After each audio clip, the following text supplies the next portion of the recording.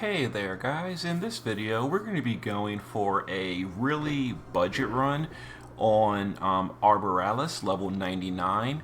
We're not using any modifiers whatsoever, and we're using units that are for the most part pretty cheap, either cheap or free. Daisy, Elena, and Titus were all given completely for free from MOG events. Ling is in the Clash of Wills shop. Lotus Mage Fina is like a 5-year-old unit. And then Napi we're taking just to speed it up. You can really take any DPS unit you want. This is exceptionally easy to clear if you're just going for a slow clear.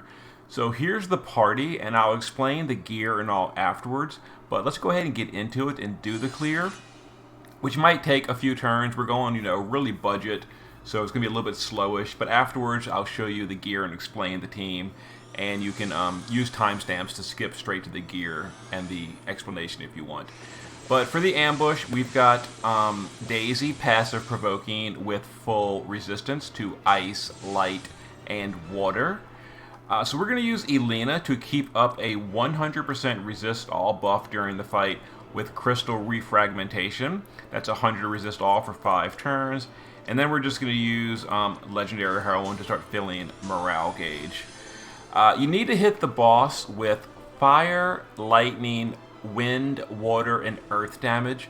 It doesn't have to all be on turn 1, but the quicker we do it, the quicker we can get the fight over. So we're going to do it all on turn 1. So in order to do that, we're going to use a skill from Kokurayu on Napi. It's called Merc. This is a water and earth attack naturally. And in the base form, Napi is dual wielding a lightning and a wind weapon. So Napi is going to seal the boss with earth and water from Merc, lightning and wind from his weapons. So that's 4 out of 5 elements sealed on turn 1. We'll just use Merc. So all we're missing at this point is fire damage. Now you can get fire from anyone on the party, but we're going to use star player Titus because he has fire naturally in his kit.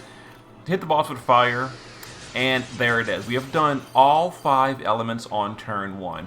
We do not want to use at any point ever in the fight light element, dark element, or ice element. As long as you don't hit the boss with those, the fight is so extremely easy. Daisy's passive provoking. She's just going to triple cast a protect, an earth imbue for the party, and a mitigation for herself. We're going to have Fina pretty much every single turn. Is just going to do Manatopia and Divine Veil. That's a resist all buff, which gives us morale, and then Manatopia is just for mana regen. And then White Dragon Ling is going to be our breaker. We're going to Blithe, we're going to Disarming, and we're going to Purifying on turn 1. That's for status immunity. The boss does Paralyze single target and Sleep AoE every 3 turns. We could just cure it with Fina, but it's easier to just immune it with Ling. So there we go. So you saw the boss's exposed weaknesses or roots, whatever. That means he's beginning to lose his mitigation. Now it's going to take 5 extra turns to go away. So on turn 6, the boss will have no mitigation. So until that happens, we really don't have anything to do. So we're just going to spiral cut with Titus. Napi's going to do the DPS form. And then we're just going to basically just chill out. We're going to just Kupo Barrage. We're not even trying the chain. Elena is going to dual cast Break Immunity and Legendary Heroine. Fina can reload. Daisy can just reload. And Ling can morale. Moving. And doesn't really have a ton to do. She'll just Passionate to fill LB gauge for the party. Oh, you know what I should have done? A Celestial Dance. Anyway, we're just basically hanging out until turn 7. Now you do want to hit the boss with one of the proper elements every single turn. It doesn't need to be all the elements. It only needs to be one of the 5 correct elements. So we're using Napi to hit the boss every turn. And we're imbued with Earth from Daisy. She's AoE imbuing Earth elements, so that's how we're getting our elements in. We'll just use some morale fill with Elena. Repeat these, whatever. Repeat Fina. And Ling can go ahead and Blithe. Let's have her do Celestial Dance and Moving. That's going to fill morale so we can get Napi's modifier boost for later. Okay, so we're just continuously waiting. We are going to lose the shift form of Daisy. She'll be back in the base form, which is fine. We'll just use her to, what's it called? We'll just use her to mitigate herself. Alright, back in the base form. So Daisy will just do an earth attack to seal the boss, and we'll do a mitigation buff. It's turn 4. We're going to repeat all this. Ling can Blythe. Morale will Ferocity, and we'll Ferocity again. Actually, we need to break the boss. So let's Blythe. Let's Enthrall to break, and Ferocity. Yeah, Ling's our only breaker. And Fina will do Divine Veil and Shining Cheer to heal a little bit. Yeah, so this is like the entire fight, honestly. We're just waiting for the mitigation to go away on turn 7. Then we're going to start chaining, and we're going to do something like 20% a turn. And we're just going to kill the boss. Like, you can't lose as long as you're wearing some resistance gear. And the resistance requirements with no modifiers are extremely low. We're not even using resist on the DPS. We're using just Elena's buff. So just repeat these. Elena morale skills have been worn out, so we'll just put her on normal morale. Fina will repeat. Daisy will repeat. And Ling will, let's see, Blythe. Let's do Disarming for the good break, and we'll Rejuvenating, or Purifying for status immunity. Okay, so turn 6 is the last turn until we can finally deal some, or the last turn we can't hurt the boss. So we're gonna go ahead and use Napi's LB here to get a modifier boost for later. Alright, so Napi will do the LB. We'll just reload these. It is turn 6. Elena's resist buff has worn off. You gotta recast that every 5th turn. Or 5th turn plus 1. We'll use Daisy to imbue Earth. We'll Fina just repeat. And then Ling can just keep doing like Ling things. We'll Enthrall and I don't know, whatever. Ferocity, I guess. So, okay, yeah. So we're going to start dealing damage on turn 7. So turn 7, the boss's mitigation has worn off at this point.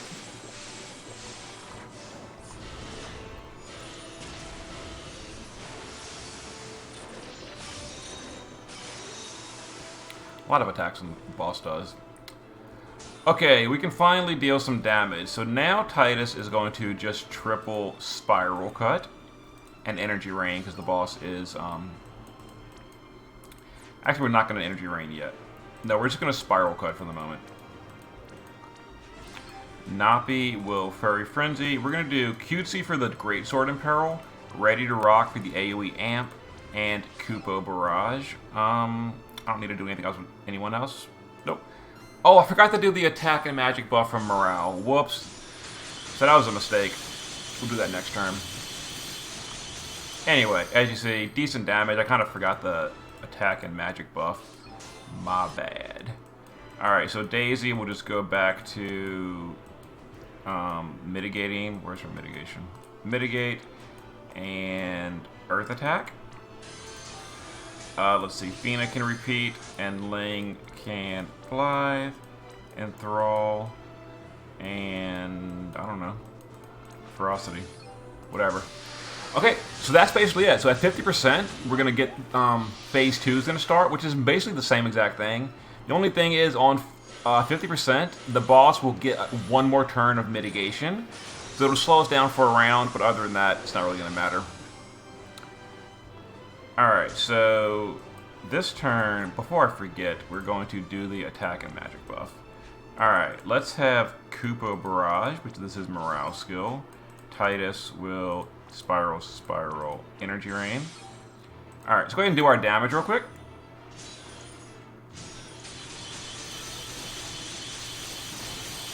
And this is all budget gear, so, you know, with like good gear, it's quicker. So what is morale you? Repeat you two. I lost triple cast, which is fine. I'll just do this. I'll do purifying and whatever. Okay, So we're going to chain again next turn, and we should push that next threshold.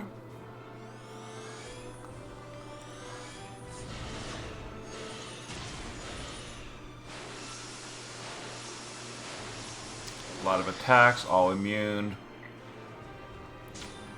Alright, let's see. Let's reload. Let's triple spiral cut. So I don't forget. Let's attack and magic buff. Chain it up.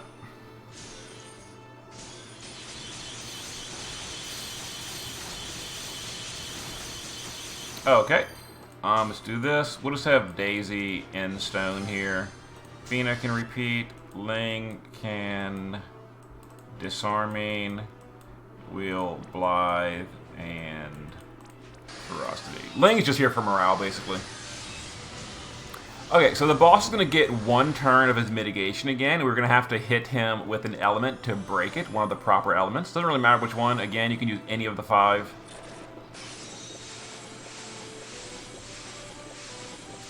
But yeah, so this turn, we're basically going to deal no damage. Which is fine.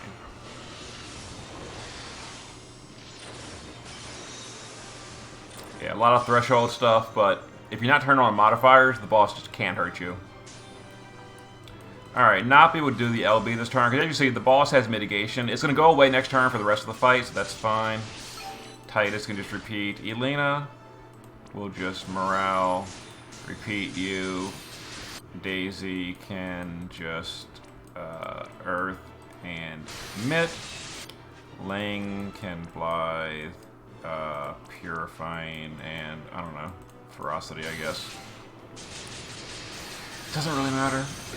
Okay, and the next turn we resume just dealing damage to the boss.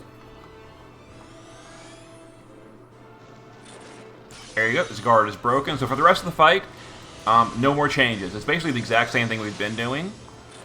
We're just slowly chaining it down. Make sure you keep Elena's resist buff up, because you'll notice it's gone this turn. You got to refresh that on turns 1, 6, 16, 21, etc. Boss's mitt is gone, so we can burst.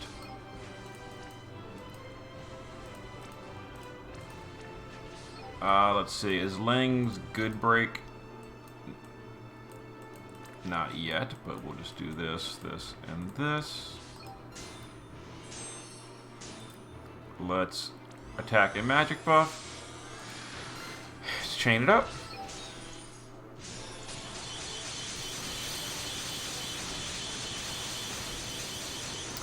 And make sure your morale is high when you're doing this, by the way. That's the reason Napi is basically carrying the fight, is high morale. Alright. Again, more attacks. The boss just doesn't really do anything. Yeah, it's kind of slow going for a budget clear, but very, very, very easy. Alright, let's see. Elena. Break immune, morale fill. Let's buff attack and magic. Let's reload. We need to do the Imperil again, so we're going to cutesy, ready to rock, and Koopa barrage. Let's go ahead and do this.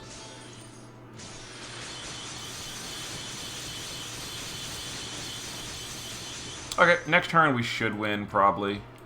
Looks like we lost our... Let's enthrall. And rejuvenating for triple. Reload you. Reload you. And okay. We don't have the modifiers on Napi anymore. Her mod boost. We're not going to bother recasting it either, though. We're just going to go ahead and just chain it up next turn. Shouldn't matter. I think we're going to win. Once the boss calms down. Okay. We'll do disarming, purifying, and Blythe. So reload you with energy rain ready. It is not. Furry frenzy, Koopa barrage. Attack and magic buff, and this should be the end of Arboralis.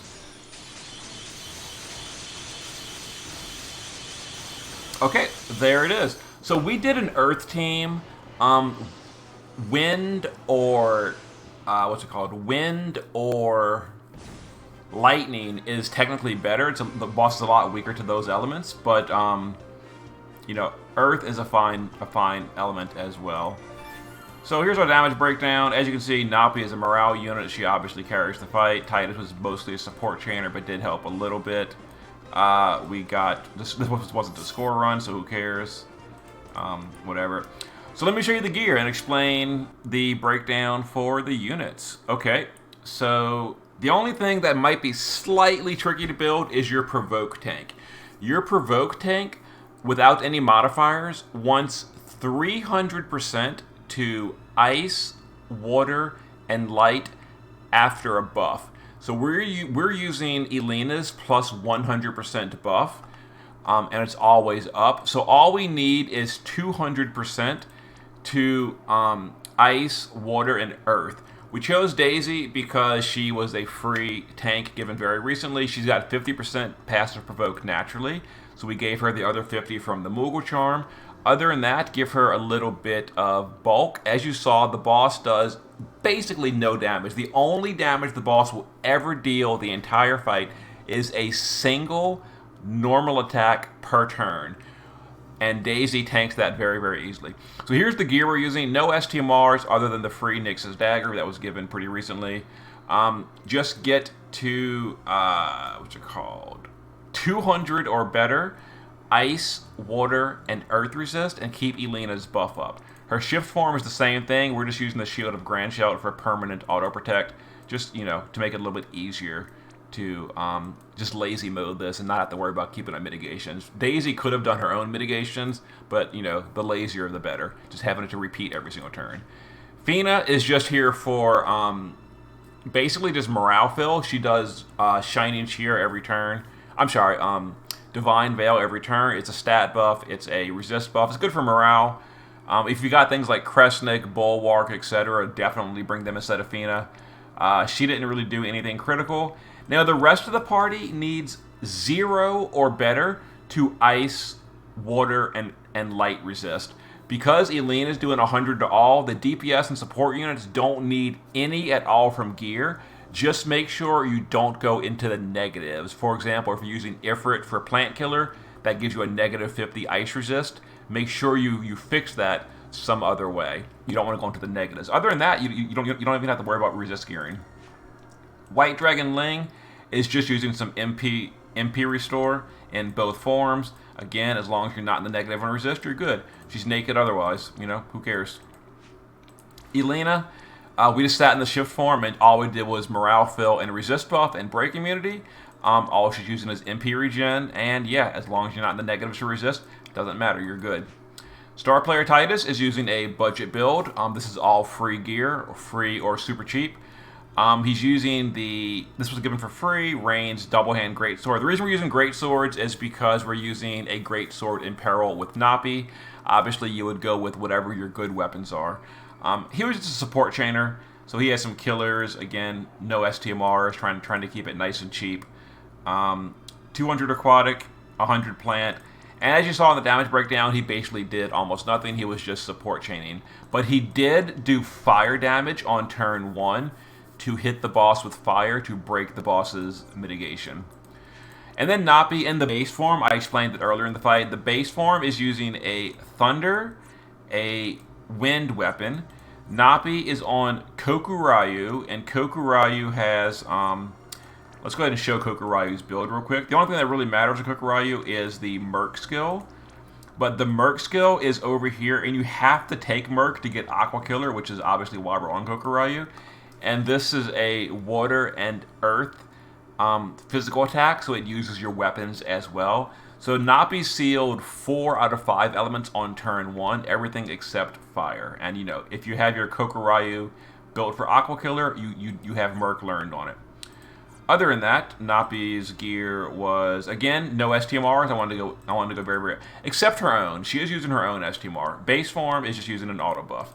Shift form, Napi is using her own STMR just for the great sword damage. If you don't have it, it's not critical. It just speeds up the fight very slightly because it's a decent weapon. Other than that, yeah, budget build. We're not using any external STMRs. We're using her own card, etc.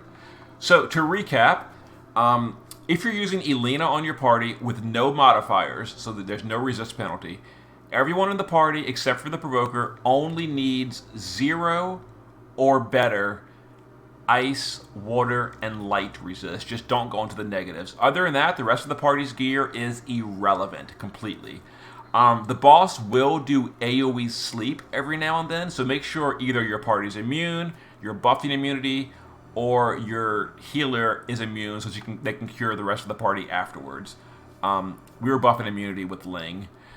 Bringer Breaker, you want to stick to only fire, lightning, earth, wind, or water damage. Don't ever hit the boss with ice, light, or dark, because that'll cause counters, that'll cause bad things. Don't do it. You need to hit the boss with all 5 of those elements as soon as possible, preferably on turn 1, which is very easy to do, as I showed you how. And then you need to use at least one of those elements every turn for the rest of the fight. It doesn't matter which one. It can be mixed and matched. Doesn't matter. You can use wind one turn, water the next turn, whatever. But every single turn after the first, always hit the boss with a minimum of one of those 5 correct elements, and that'll keep the boss broken. It'll seal the boss's power-up attacks. The boss will never do the AoE Imperil. It'll never do Mana Drain. It'll never do Elemental Vines. It'll never do I forget what it's called, Dismal Terror or something like that. But anyway, it'll keep that, and then on the 50% threshold, the boss is going to get mitigation again for 1 extra turn. You know, hit the boss with an element, it goes away next turn, it never comes back. And then your Provoker needs 200% from gear, or a total of 300% after a buff. For example, if we're using like Tiana, that has a 150 water resist buff, or like Cacteria or something, then obviously you can adjust. But your Provoker needs, after buffs, 300 to water, ice, and light. And that's it. There's the budget run. Super easy. Just slow clear it, get your clear in, and get your obnoxious drops. And don't forget to buy your free Neovisions before the shop closes eventually. See you next time.